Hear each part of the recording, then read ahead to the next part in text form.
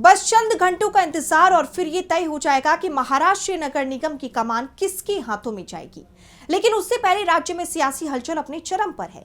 एक तरफ चुनाव आयोग ऐन वक्त पर नियम बदल रहा है, तो दूसरी तरफ महायुति की परेशानी बढ़ती जा रही है। इन सबके बीच प्रशासन की बड़ी कार्रवाई भी सामने आई है। तो क्या है वोटिंग डे से पहले की पूरी अपडेट, जानेंगे इस रिपोर्ट में। महाराष्ट्र की राजनीति के लिए कल 15 जनवरी का दिन बेहद अहम है। बीएमसी सहित राज्य के 29 नगर निकायों में वोट डाले जाएंगे। इन चुनावों को मिनी विधानसभा चुनाव कहा जाता रहा है। 16 जनवरी को नतीजों के साथ ये साफ हो जाएगा कि सत्ता की कमान किसके पास रहेगी। इस चुनाव में सबसे ज्यादा चर्चा बीएमसी की है। यहाँ 227 वार्ड के लिए 1700 उम्मीदवार मैदान में हैं।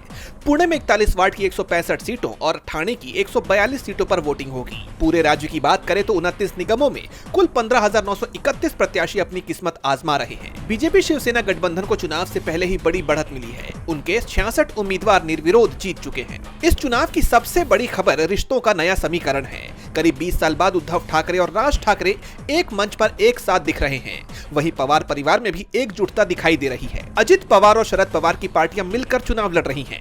बीजेपी और शिंदे गुट का कुछ जगहों पर गठबंधन है, तो कहीं बीजेपी अलग थलग पड़ गई है। वहीं कांग्रेस ने प्रकाश अम्बेडकर की वंचित बहुजन अघाड़ी के साथ हाथ मिलाया है। इन सब के बीच चुनाव आयोग ने इस बार ईवीएम के साथ प्रिंटिंग ऑक्सिलरी डिस्प्ले यूनिट के इस्तेमाल का फैसला किया है। इस पर राज ठाकरे ने कड़ा ऐतराज जताया। उनका आरोप है कि राजनीतिक दलों को अंधेरे में रखकर ये मशीन लाई गई। हालांकि प्रशासन का कहना है कि अगर कंट्रोल यूनिट का डिस्प्ले खराब होता है तो पैडू बैकअप के तौर पर काम करेगा। वहीं चुनाव से ठीक पहले महायुति के भीतर भी तनाव दिख रहा है। उप मुख्यमंत्री अजित पवार ने अपने चाचा शरद पवार का जिक्र करते हुए बड़ा बयान दे दिया है। उन्होंने विरोधियों को चेतावनी देते हुए कहा कि मैं बड़े काका का भतीजा हूँ, मेरे काका तुम्हारे बाप से भी बड़े हैं। दूसरी तरफ निष्पक्ष चुनाव के लिए प्रशासन ने कमर कस ली है। आचार संहिता के उल्लंघन के मामले में अब तक 21,153 लोगों पर कार्रवाई की गई है। मुंबई पुलिस ने छापेमारी कर 5.90 करोड़ रुपए की नकदी और करीब 54.84 करोड़ रुपए की ड्रग्स जब्त की हैं।